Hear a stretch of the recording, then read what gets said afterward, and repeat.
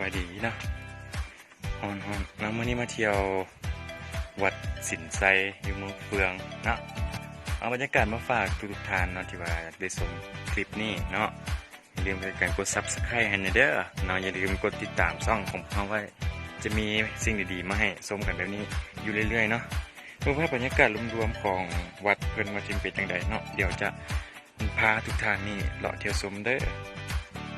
และนี่ก็จะเป็นบรรยากาศโดยรวมของวัดเป็นอีกส่วนหนึ่งเนาะทางด้านลุ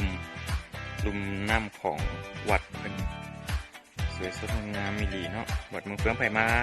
อยากมาเที่ยวชมก็สามารถมาได้เนาะอยู่เมืองเฟืองแขวงเวียงจันทร์ใกล้ๆนี่เองเนาะออกจากนครหลวงมากับบ่ไกลเนาะประมาณ100 กว่ากิโลเมตรก็จะฮอดแล้วเนาะมาสามารถเที่ยวชมกันได้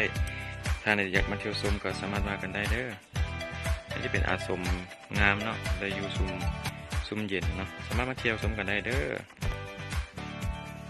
นะในตอนนี้กำลังจะพาทุกท่านเข้ามาชมบรรยากาศเนาะจะเป็นหนองน้ำสามารถปล่อยป่าได้เนาะท่านอยากปล่อยป่าเนาะเดี๋ยวจะพาเข้ามาชม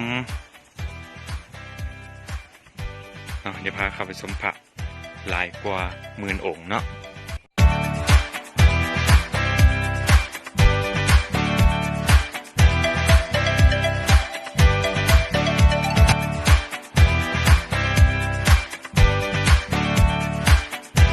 จะเป็นพระพุทธรูปเนาะหลายกว่า10,000 องค์เนาะที่